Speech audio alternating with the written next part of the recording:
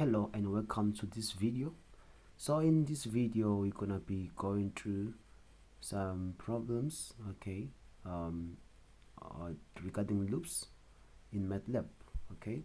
So we're gonna be looking to for loops, while loops, as well as nested loops, okay. So just to give a brief, okay, we are coding here, okay. We are gonna be using loops, okay. So one thing that I would advise, okay, because I usually get the question that how do you structure your code? Uh, how do you, how do you, where do you start actually? Where do you get to start? Okay, so whenever you have given a question, okay, then you have to get to it, okay, or answer it, okay. In the code, it's very important to understand the guidelines given in the question, okay. That's the first thing, to know that your code is in the right parameters guided by the question, okay. That means you are surely answering the question, okay.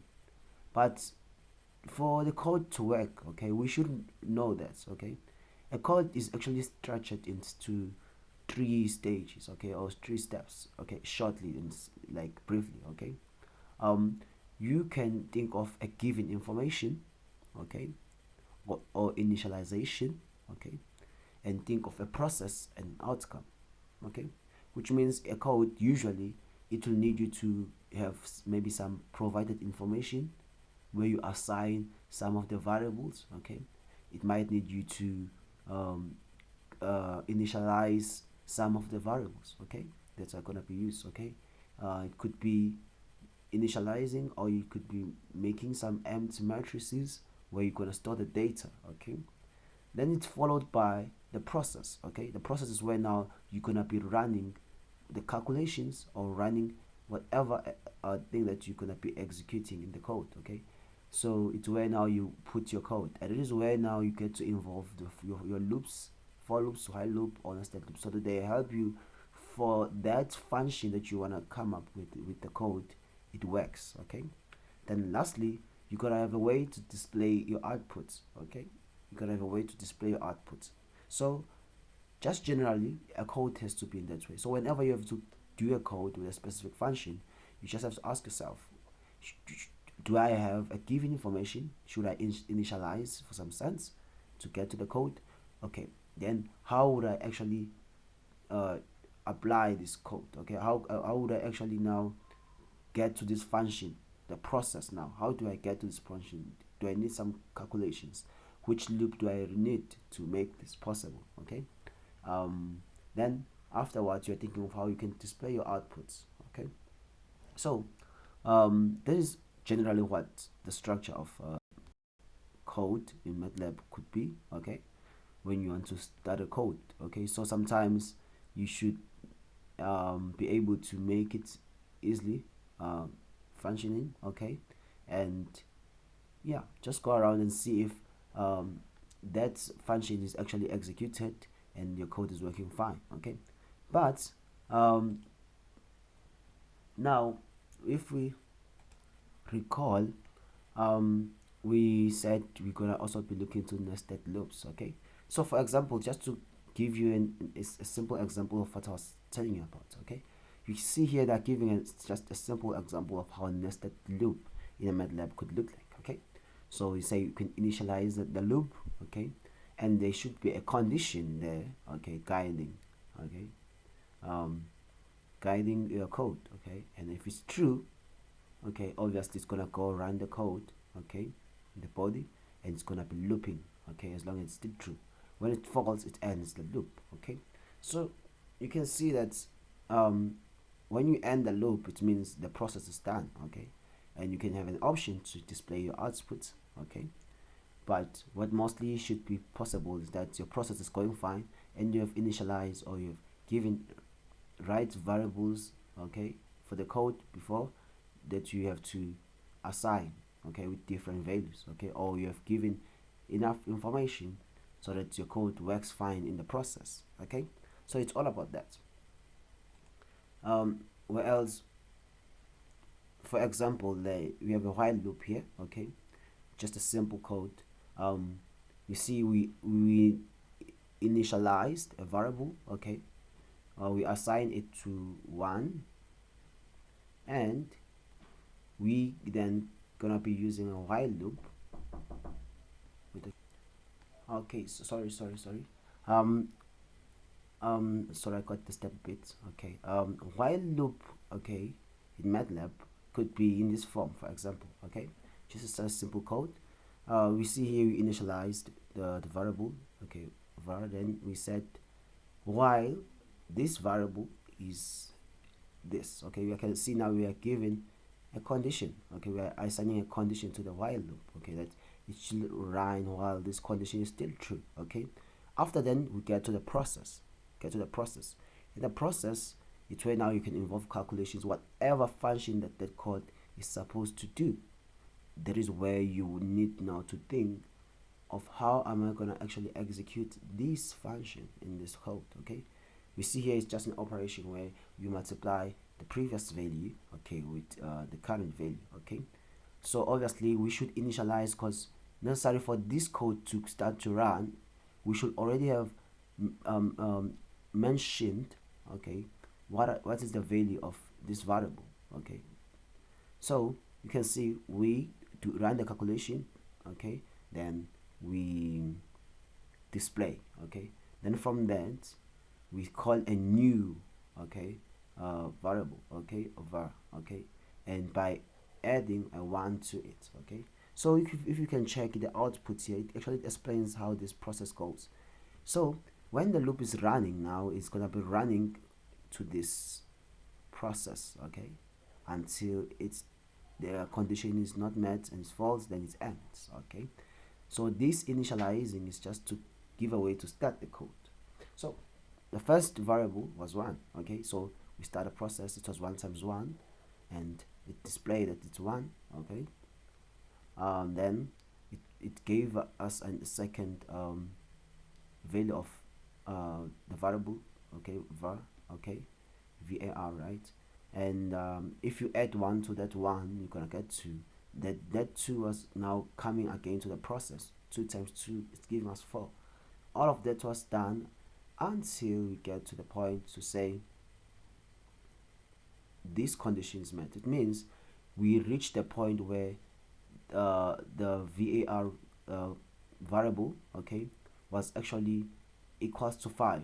Then it says that the condition says it must be less than or equals to. So that is where we ended. That's why we ended up with 5 times 5 and giving us 25. Okay, but in short, it's just a matter of knowing that in the code you necessarily need to know the information, or have a way to initialize your variable that you're going to be using in the process. Okay, so that the process goes fine, and you have an option also to display your outputs out. Okay, so there is the general view, okay, of what I was talking about. Okay, now let's get to the video, okay, to what we actually came for here. We're gonna look to question 1. So question 1, it's this is a question, okay. I didn't refer to the full notes, okay, of where it started, so I just pick up the question already. Okay, just pick up the question already. So if it actually comes here, so this was the background, okay, of this kind of assignment, and this is the question. You see, manufacturing processes are highly sensitive to temperature. So there is a guided information, okay, that was given before to give you a background of what is this assignment about. So all the questions that you're going to be doing, they're going to be all referred to this document. Okay, question 2, question 3, okay, these are all of it. Question 4, yeah, that's it. Okay, so let's get back to the video. So we're gonna be dealing with question 1 now. Okay, for which this was the background for the assignment. Okay, it's electrical car industries, vehicle quality control systems. Okay, so question 1 is about temperature monitoring systems. Okay, so this is a problem given, and these are requirements. Okay, all the way. Let's not waste any time. Let's get to the code. Okay, so now we are told that we're gonna be doing a code on temperature monitoring system. Okay, for electric car industries. Okay, so mostly this part is to be able to, if you can check, it's just to be able to convert temperatures from um, Fahrenheit, okay, to Celsius. Okay, so then let's go. So we can see that it's gonna be changed from Fahrenheit to uh, to Celsius. Okay, so the first part of the process, sorry, was to generate the temperature readings. Okay, this part is the part I was talking about, which is giving information or assigning variables to this defined values that you're gonna be using in your process of the code. So here you see that we are gonna be able to find the values for engine temperature, for paint booth, for welding area, for electronics, and final inspection. So this is a part where we assign the variables that's going to be used in the code to values that are appropriate, okay, that are going to be useful for the code. So we can't use a variable that we haven't initialized, or yet we haven't given it to a value that you're going to be using. Okay, so this is the part: generating random temperature readings. Okay, infrared. Okay, so now the explanation, okay, to this code, okay, just to give you a view, you see that we have a variable engine test temperature. Okay, in this unit, okay, you can see it's 500. Okay, then we say equals to Randy 180 to 20. Okay, so the one thing that I should give you an idea about here is that this function Randy is used to actually give random numbers around between the limits. Okay, generous random numbers, not just numbers, integers, which means it can generate even negative numbers as long as they are whole numbers. Whole numbers, you remember, the not commas, and they're not decimal numbers. Okay, so it can be able to generate random integer within a specified range. Okay, that's why we always specify the range when you use it. Okay, so we normally know that we're gonna get numbers, integers between 180 to 220. Okay, obviously it's gonna be positive numbers only. Okay, so we're gonna get those random numbers. We can't tell what are they. For every time of the code, this function will always generate new different random numbers. Okay, so we assign these variables to these random numbers. Okay, so these random values simulate real-time temperatures readings from different manufacturing areas.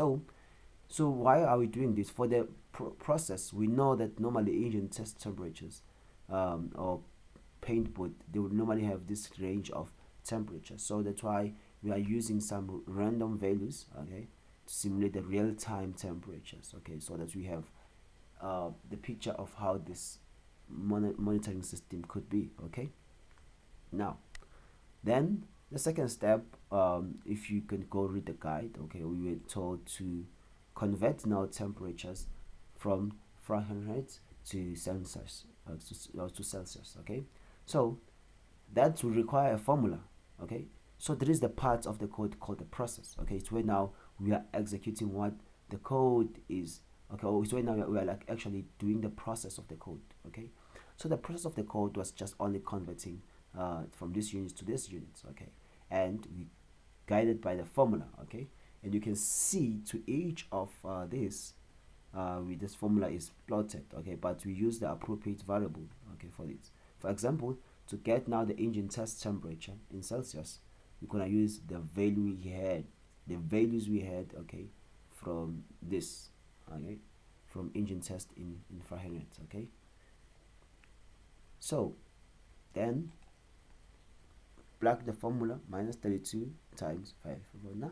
Okay, so that's a formula. So we are using all the variable that we have already initialized, already assigned to values, then it's gonna be easy to run out the calculations. Okay, so this will run out the calculations, okay, and assign those values in our in Celsius to these new defined variables. Okay, then last step, we just have to indicate that the temperature conversion is done. Okay, so that's it's been indicated, displaying a message to indicate the conviction.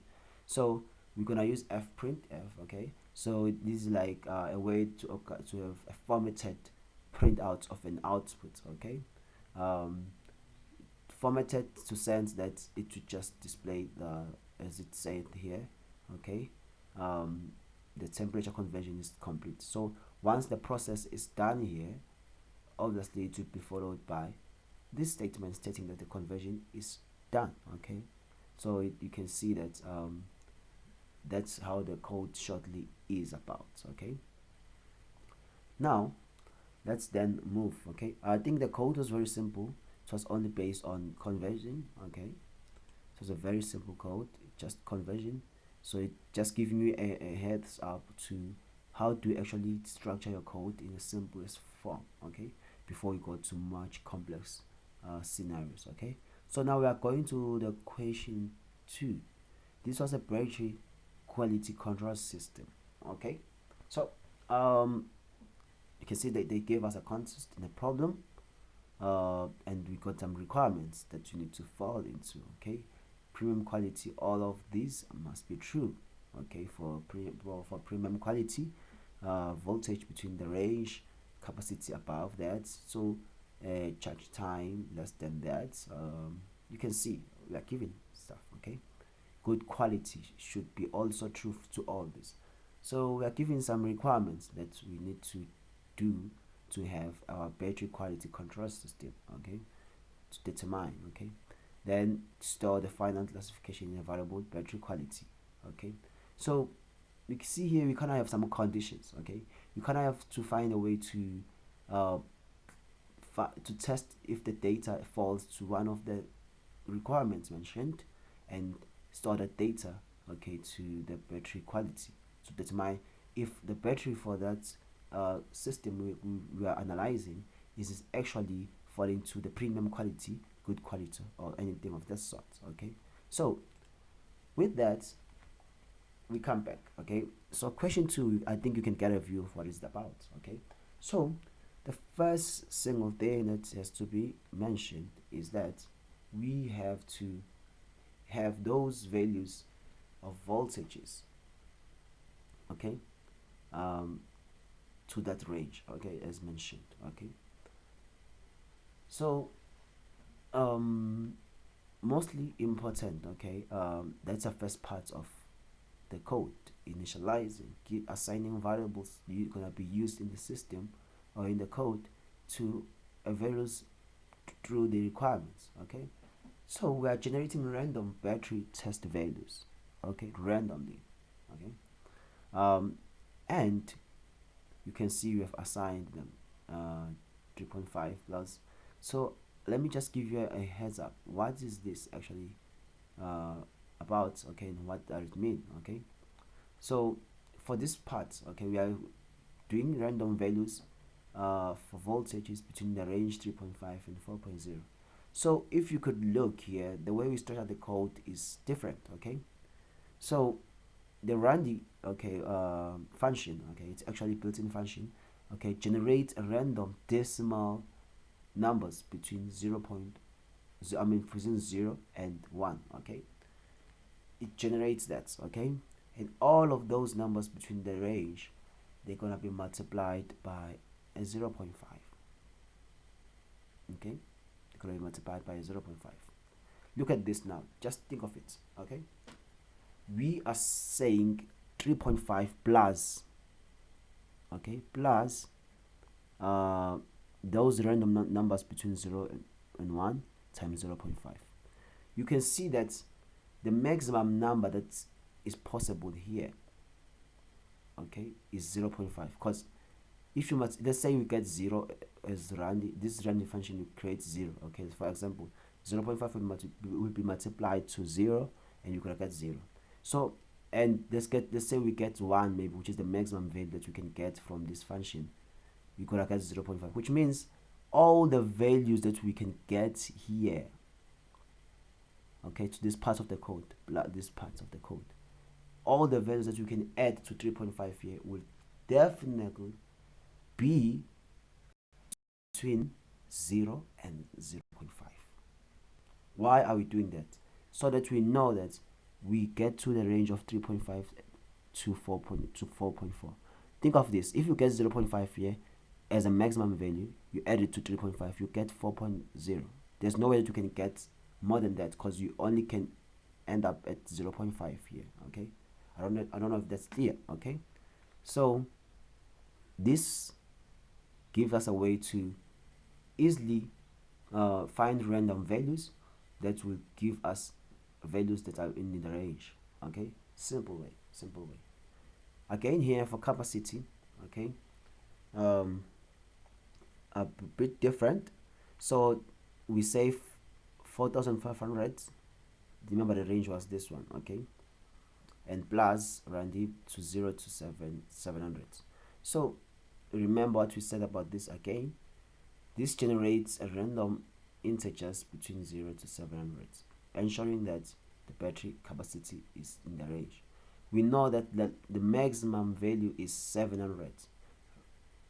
Basically, this part would definitely give a maximum value of 700 if possible, and or less. Okay, so the values that are gonna come up here are between 0 and 700. Okay, so we're gonna use that to our advantage. Okay, so that we get the right values between the range. Okay, so you can see the code is using almost similar applications, but with different code. Okay, or different statements, I should say. Okay, so you can see here we're using a different way. Okay, now let's check here. The range is 2 to 4, so this one is the same as this one. Okay, so this creates a values from 0 to 1, and if you multiply, then those values going to be multiplied by 2. So we know that the values that's going to come here, they're going to be between 0 and 2, because 2 times 0 is 0, 2 times 1 is 2, which means the range of the values that we would get here will actually range from 0 to 2, which makes it also to make sense the fact that we're going to get 2 maybe plus 0 to get to 2, or any other values between the range until maybe the possible maximum value could be 2 plus 2, which is 4, which means it's still gonna fall to the right range. However, we can't know the values because it's still random. Okay, but we know they are in the right range. Okay, then discharge rates. Okay, 0.5 plus random values times 0.5. Okay, same thing that we talk about here. Okay, I think it's easy to grab it. Okay, so we are on the track where we say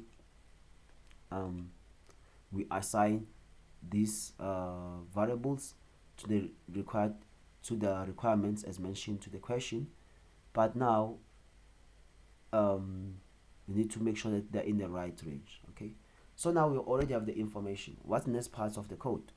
Guess you can guess it. Okay, I guess you can go for it. It's get to the process of the code, obviously. Okay, that's the process of the code.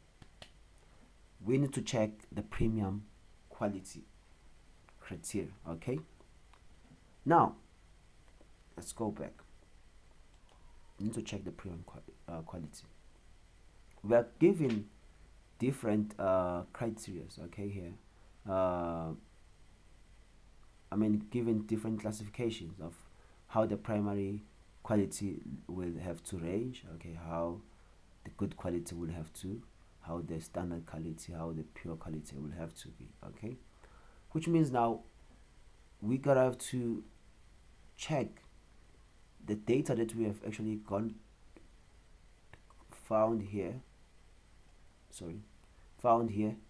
if and classify all the data from it to appropriate quality. Okay, could be premium quality, could be that, whatever, good quality and all the stuff. So we're gonna have to need what's so-called conditions. Why conditions? Conditions are very good for classifications. They make you group things that fall under that condition. Okay, they make you group values, group things that fall under that condition. So we already have assigned our values. Now we need to have a way to take all the values that were able to fall into the premium quality, all the values, the values that can be able to fall maybe to a good quality, and all of that. Okay, but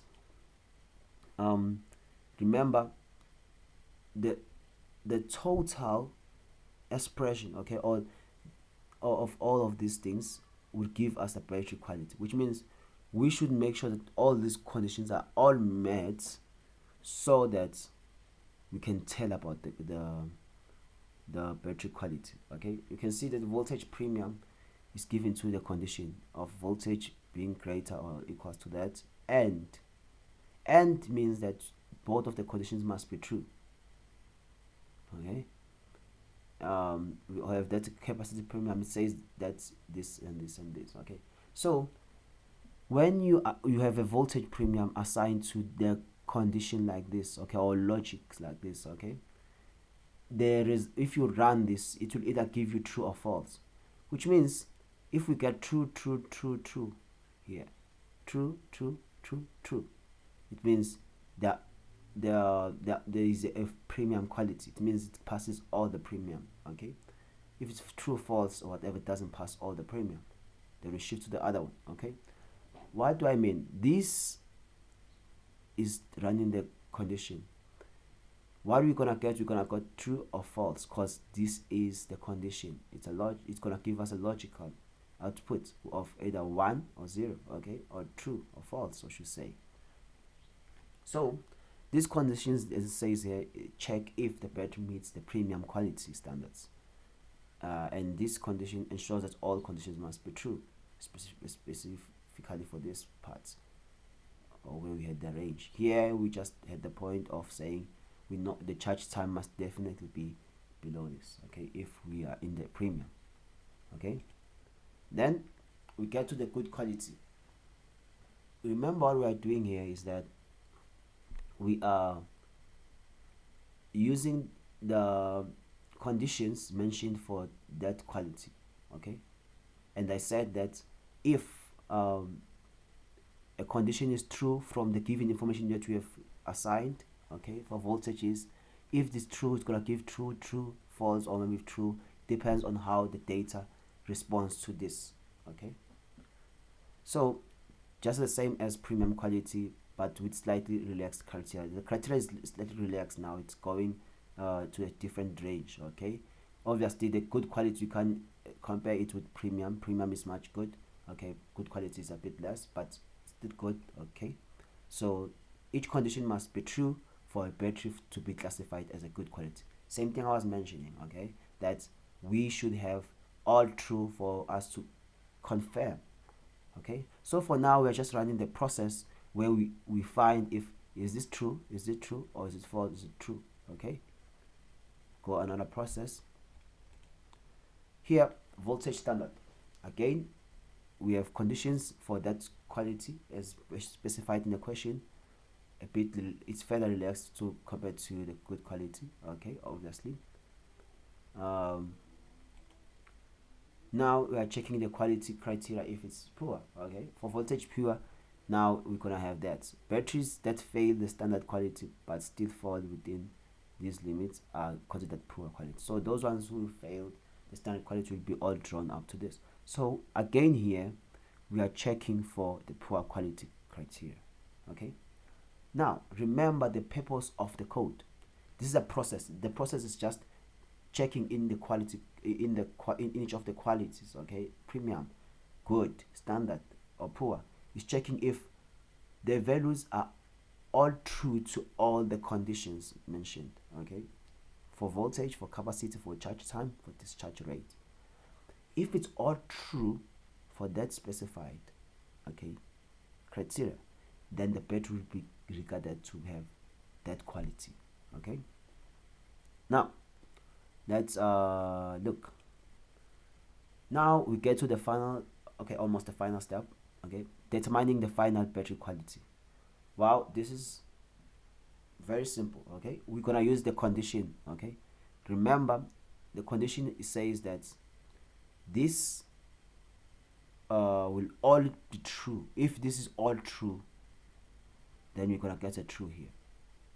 Okay, remember we are using the condition and we are saying the voltage premium and the capacity premium and the charge premium and the discharge rate premium, charge time premium and the discharge rate premium. If they are all giving us 1 1 1 1, which indicates logical of output of true, if they're all true, all premium will be assigned to true. Okay, however, if one of them is false or two of them, anything is from one, it will destroy everything. Everything will be considered false. That's it. That's why we use the condition and. It's appropriate for the function. Okay, so we have now used all the quality criteria as we've been checking.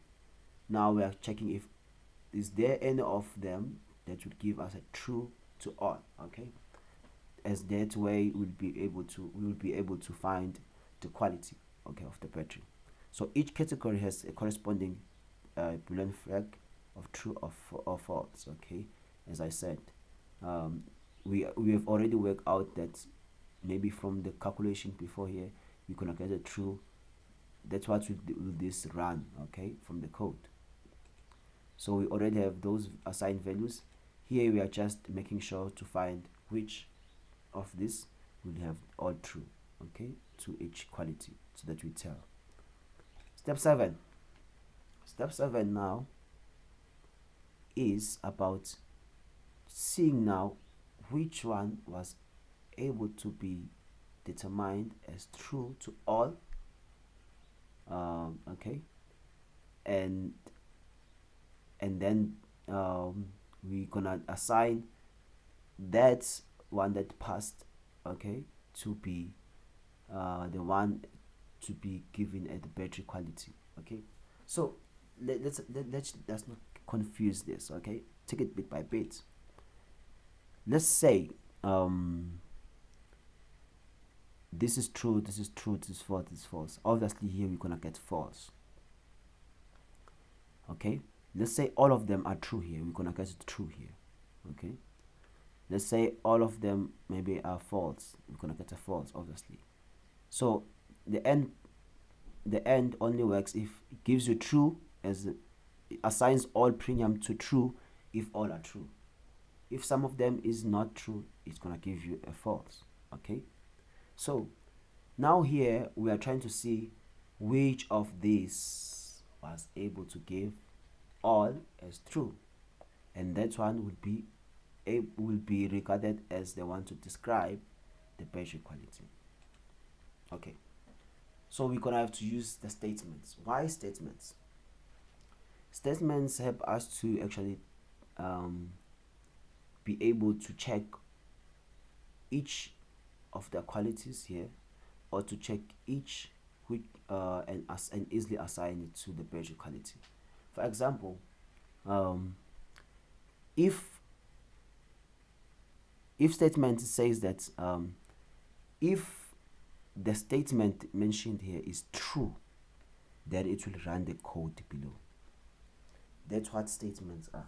It says if the condition or the statement here is true. For example, if all premium from here is true, then it's gonna run this code. Then after running this code, this will not be considered, because else if says that if this is not true, then run me. Okay, else if that's what it says. Else if, okay, if they just say this is not true, it's false. Obviously if this is false, this code will not run. This will gonna go to else if all good maybe from here gave us false, obviously this will not run. Let's say maybe all standard gave us true. Let's say maybe here we got a true answer, maybe all of these were true, then the all outcome was logic was true. Then let's say this is true, all standard is true, As if true, then it's gonna say battery quality is equal to the standard quality. Okay, so as much as you see all of these things assigned to battery quality, doesn't mean they're gonna all run. They only run if the condition is true, and once that condition is true, it doesn't even care about the rest, because we have already found the true one. Okay, so however, if all of them are not true, for example, we say else. Else says that if all of the above are not true, then assign the battery quality to discard. You should just discard it. Okay, so the else if and structure assigns the highest possible quality rating to the battery. So we are starting from the highest quality going down. Why we check in this order ensures that if the battery qualifies for multiple categories, the highest is chosen. So we do from high to down, so that however, if maybe this is true, it will start from the highest going all the down. If this is true also, it's gonna run all of that. Okay, so why include discard? Okay, if it fails even the pure quality, obviously. Okay, then the last part, we're gonna be displaying now the battery quality. Okay, but the way we want to display is not just we want to just put let's say for example, we don't want to just put premium quality. We want to have a formatted output. That's why we use fprint, a formatted output. Okay, so fprint prints the battery classification results. Why use a formatted output? It makes the results clear and user friendly. This is a placeholder. Okay, it's the placeholder. For example, the output here is gonna come say battery classified as colon. Then here we have a placeholder. This placeholder is gonna take the answer given to the battery quality.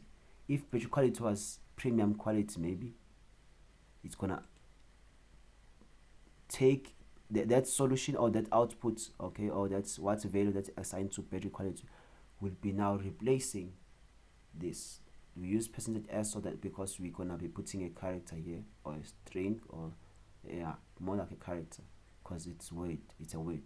So that's what it means. Okay, so that's how the structure of a formatted print or fprint it looks like. Okay, so that's it. The output is gonna say battery classified as colon and determine the battery quality has been classified by the code here.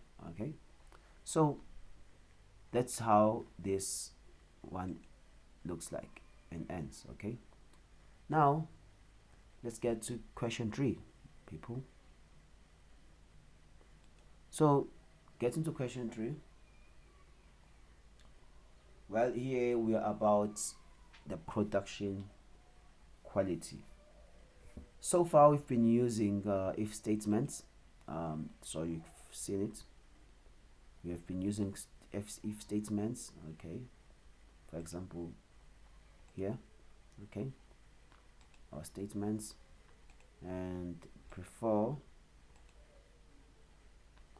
we're using different functions, randy, okay, random to get random values. Now we are getting to the point where we use the while loop for question 3.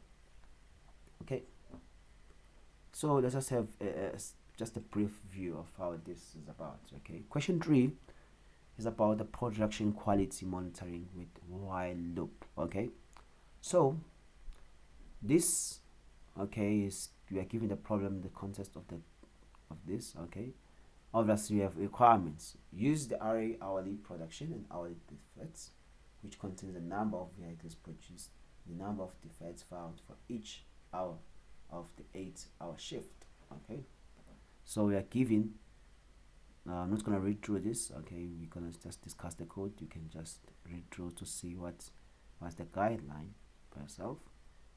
Okay, okay, it's true if overall quality is greater than. Okay, so let's get to the code. Check it. So the first thing we know, we gotta have to assign a value that's gonna be useful in the code, in the process of the code.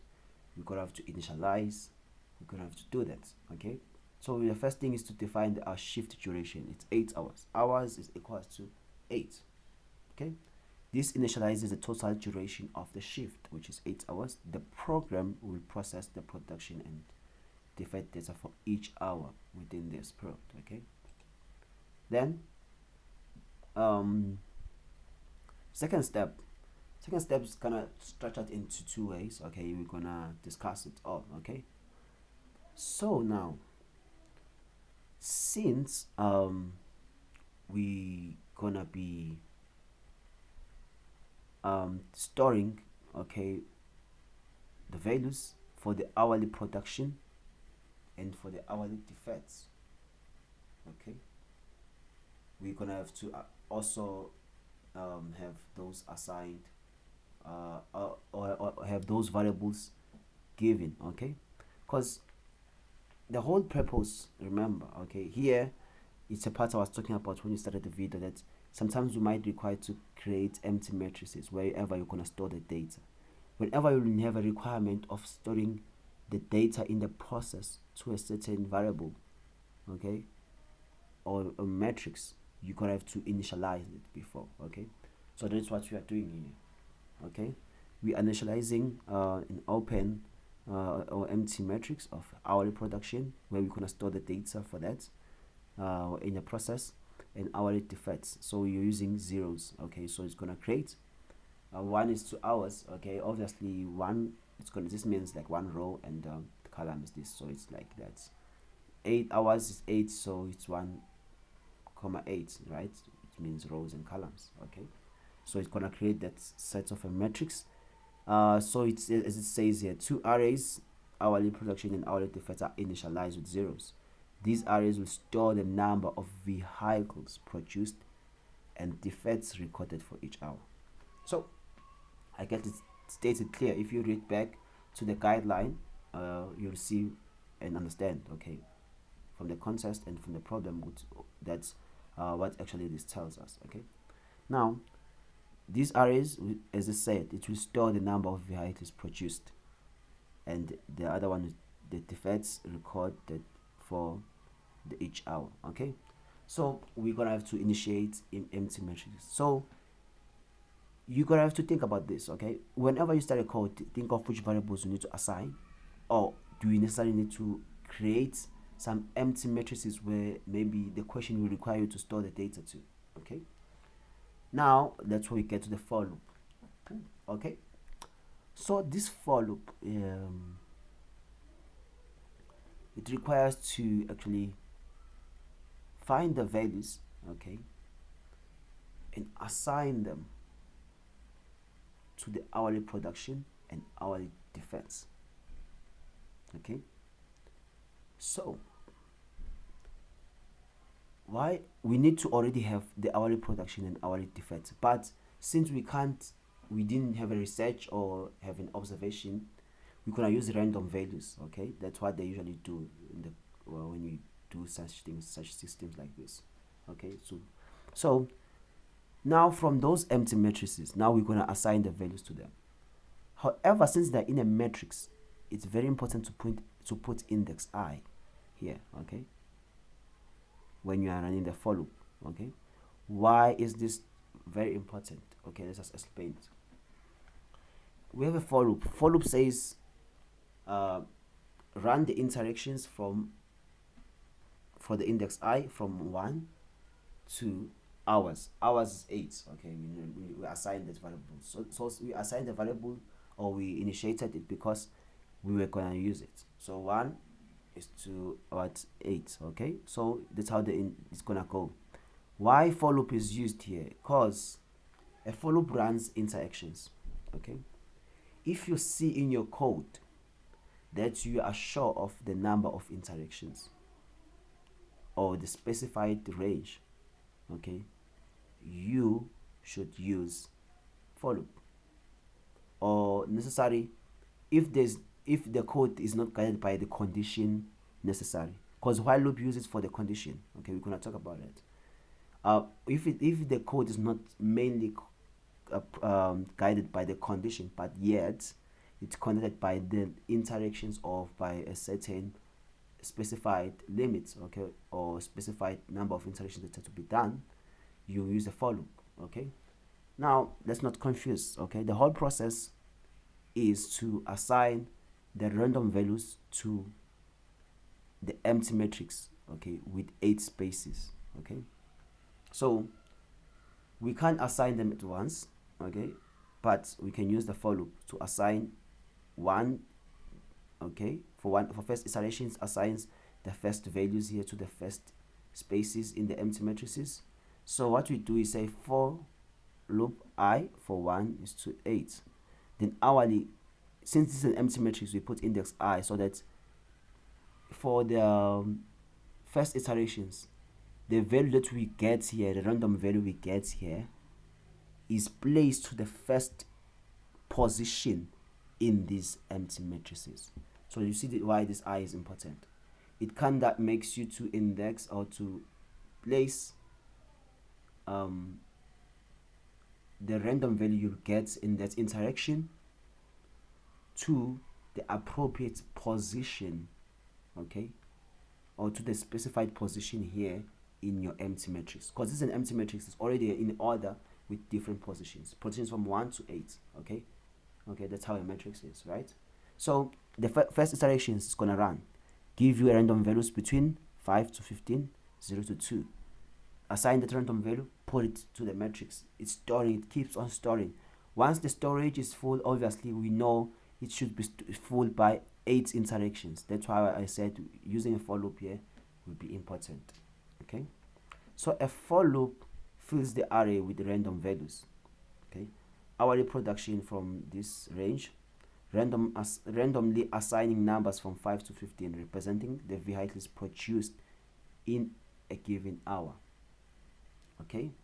Our defects, this one, randomly assigning, in this code we are randomly assigning a number of between 0 to 2, representing the defects found in that hour, okay.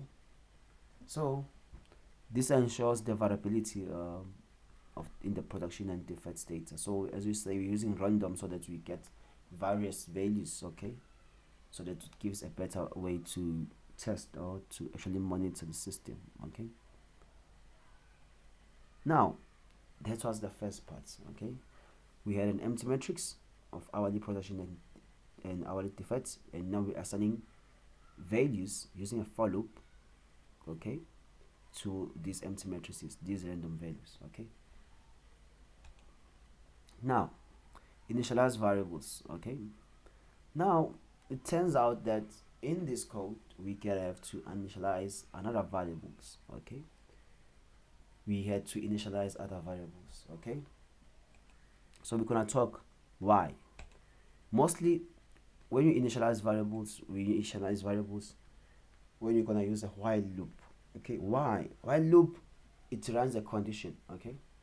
So sometimes if under your while loop in a process, okay, for example, let's recall here to what we discussed before.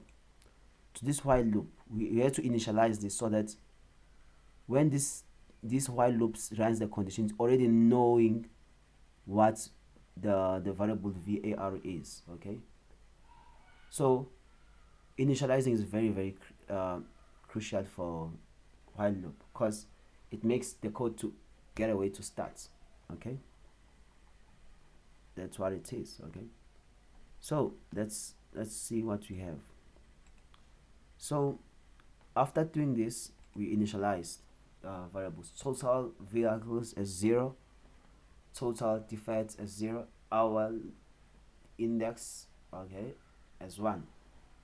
Total vehicles tracks the cumulative number of vehicles produced over the 8-hour shift, okay. So we started from 0 so that when the code runs there, it's able to start from counting at the right number of 1 or above, okay, to get the cumulative number of vehicles. Total defects, again, it tracks the total number of defect vehicles found. Our index is an index. Index has to start at 1, you know that, okay, or else let's say this is used to iterate through the hour data within the while loop. We're gonna see how that is possible. So this was the initializing of our variables that's gonna be used in our while loop. So initializing, first of all, it helps us to get a way to start the while loop, okay, to process things, because it can't start without variables being assigned. So normally those variables that you initialize are gonna be useful in a code. Let's check. There we go. So this step is for the process production data using a while loop. Okay. So the data that we have accumulated here, or we have found here, of these values assigned. Now we want to see now, in the space of 8 hours, how much did you actually get to? Okay. Now, to do this, it's gonna be a bit different. Okay. So, what are we gonna be doing here? What are we actually gonna be doing here? What we are actually gonna be doing here is that we're gonna be adding. I don't know if you get this. Okay. We're gonna be adding the values in a matrix. Okay. Remember the output that will come here from this loop in the execution of this for loop. We're gonna get a matrix of hourly production with a values with 8 values random. Okay, we're gonna get a matrix of hourly defect with 8 random values.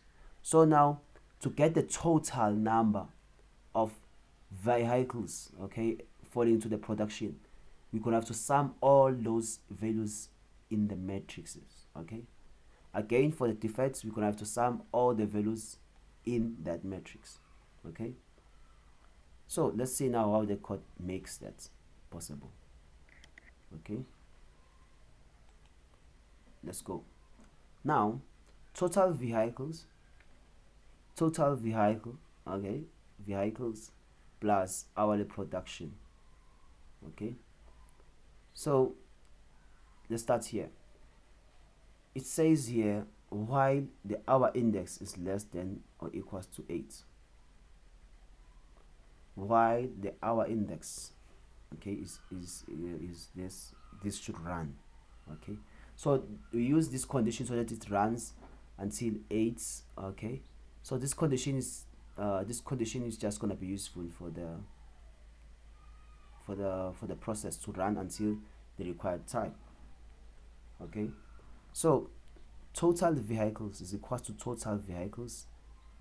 Remember, we initialize it as 0 plus hourly production, our index. Remember, the hour index started being 1, so it means we are now adding the first value of the matrix in the hour production. Remember, when you put this, it means you are extracting the hour index. Remember, our index is 1. It means we are extracting the first value in the hour production matrix. Remember, the brackets in here, they are for extraction. So you're gonna add that to 0. Then that's gonna assign total vehicles as maybe to that first value that you got. Same thing here. Total defect is 0 already as we start. So total defect would be equals to 0 plus that first value, because our index is 1. That first value in that matrix. After then, we call now a new hour index. We said new hour index is gonna be our index that we called, which is 1 plus 1, which means now we are assigning the hour index to become 2. As it comes, remember it's a loop, it's gonna go and come as 2. This while loop will allow the process to go, because now 2 is still less than hours or less than 8. We go again.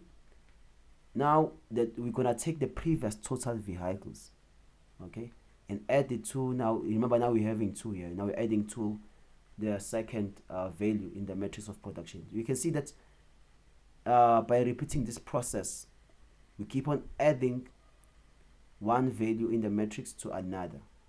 Okay, and until we reach 8. And obviously, when we reach 8, the values that we're gonna be having here for total vehicles and total defects will be indicating the sum of all those entries or values in a matrix, okay, and that will be giving a correct answer.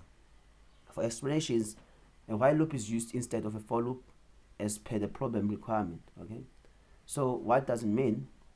A while loop here was necessary because we knew, okay, that we're gonna have to run under the condition of um, 8 hours, okay. We know the limitation, but having this condition it's also making us easy to to run the code as we proceed, okay. For example, why not for loop?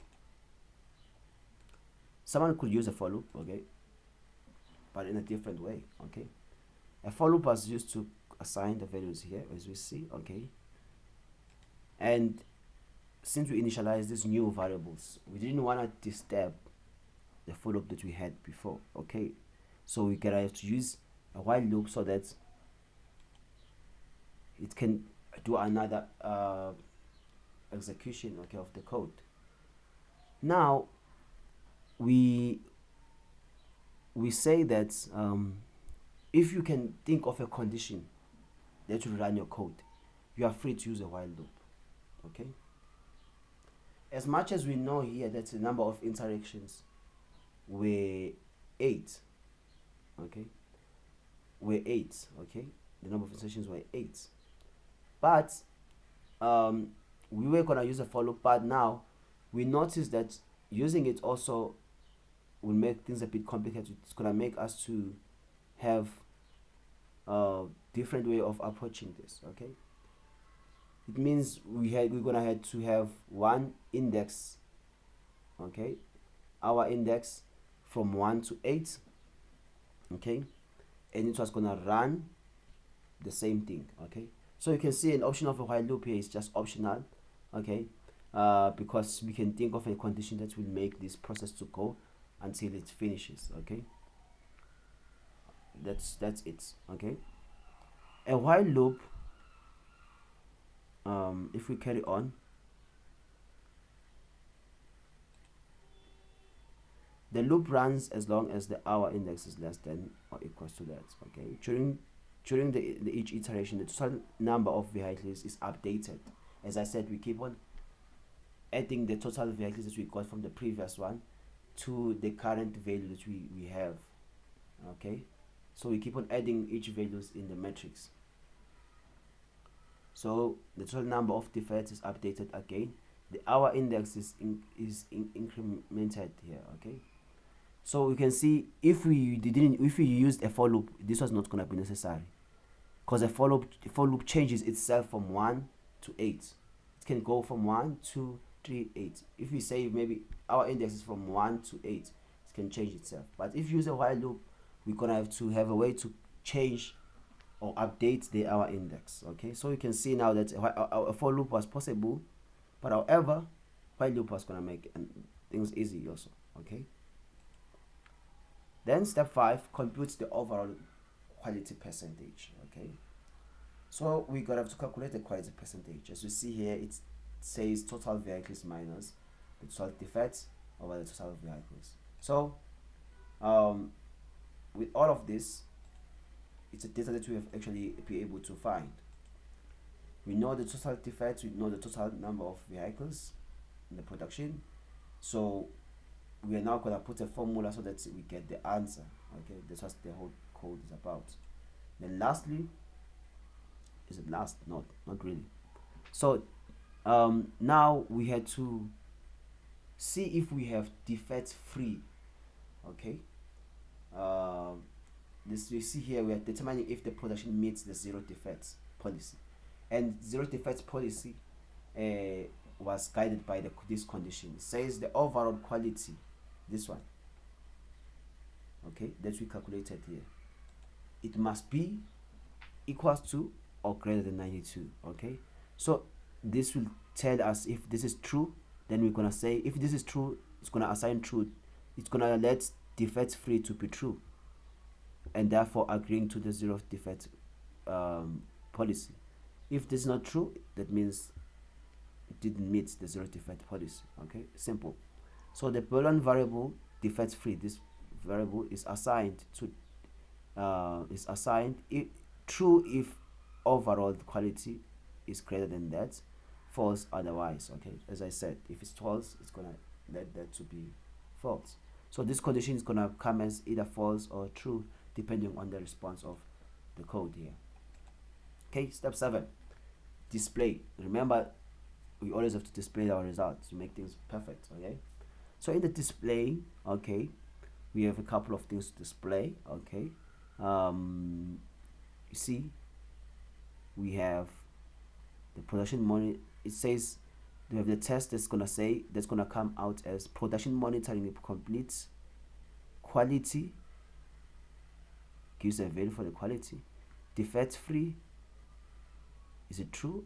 Okay, then goes on overall, all of these things, strings, defect free. Okay, so what is actually going on here?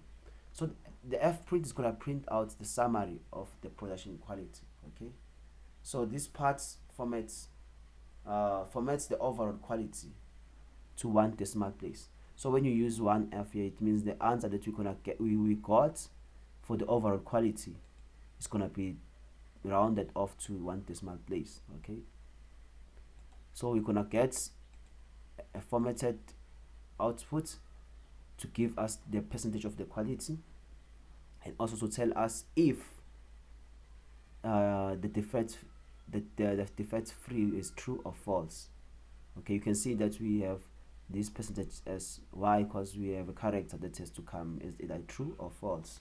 Okay, and oh, not like that. Okay, remember, in a code, for example, here we can either get a 1 or 0. Okay, so a 1 or 0 in a logical form, it could be true or false. Okay, so that's why here we are changing the defect free from being 1 to a string. Okay, means it's gonna look like a true. Okay, not just 1. So defect free assigned to that, overall quality that. Okay, which means this outputs, okay, overall quality percentage is gonna be a space is gonna be taken to this placeholder. Okay, which means the value we get for the overall quality percentage is gonna be assigned here. Then the one that's gonna be assigned here is the string. Okay, that is for the defect free. Okay, so defect free, if it's true, it's gonna come here as true. Okay, so this is just a formatted. Okay, so because this was just a bit complicated, okay, I just make an example of how the output could be like. Okay, it could be like this. That's how the output could be if you run this. Okay, this is taking to that place, and that is taking to this place, as to make sure that the output looks like this. Okay, okay, so almost done. So let's just look to the last question.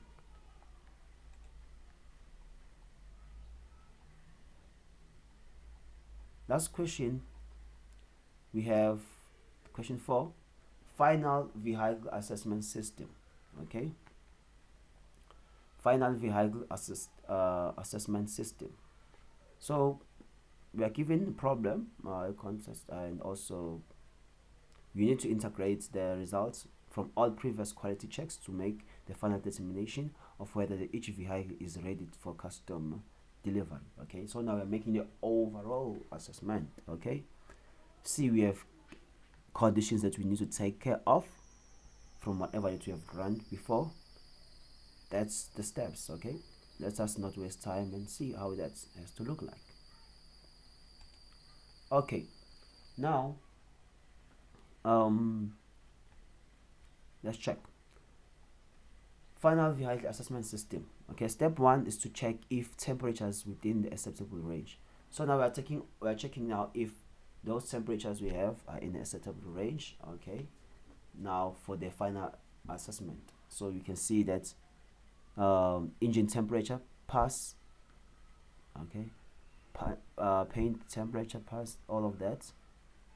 Is the paint put equals to that, and that and that. Okay, so We are checking the values we had calculated before, if they're in that range. Obviously, the output or the execution of this code is either gonna give us engine temperature true, or paint temperature pass is true, or is it false. Okay, so now we are checking if all these things were able to pass, okay, into these accepted ranges. Okay, remember these things, we have discussed them before. Okay, we have discussed these things before, earlier before. Okay, we have discussed these things before.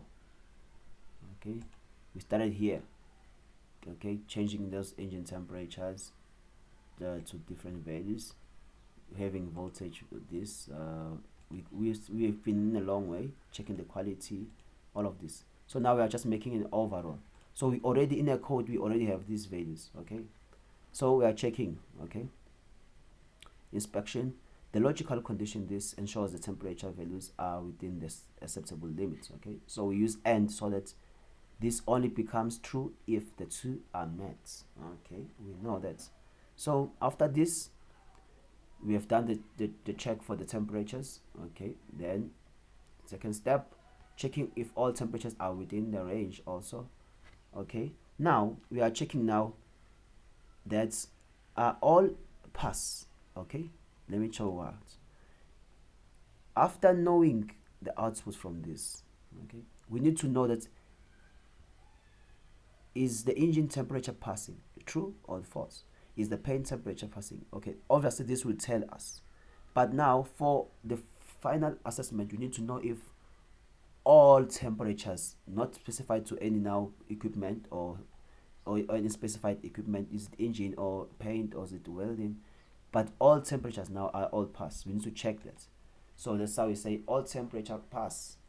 We are now using a condition to say we are checking if all pass. We use AND so that if all true, we're gonna get true, and therefore that will tell us that it's true. We can see if all tests pass true, all temperature will be true, meaning that we actually meets the temperature. Okay, then step three, checking if battery quality is acceptable. Well, now we are checking the batteries. Okay, we know the stuff. Okay, so here we have different ways of writing the code. Why? Because remember, from the battery quality, we only determine if the battery quality is premium or good or standard or anything of that sort, and those values are not necessarily numbers. They're just strings or yeah, they're just strings. Okay, so we should have a way to compare strings.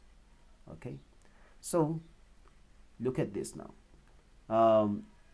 Battery pass, we use these functions which compare strings. Okay, from one to another, okay, so if and we use the logic OR. Okay, which says the operator ensures that if the battery quality is any of these three acceptable types: premium, good quality, standard quality, battery pass is true.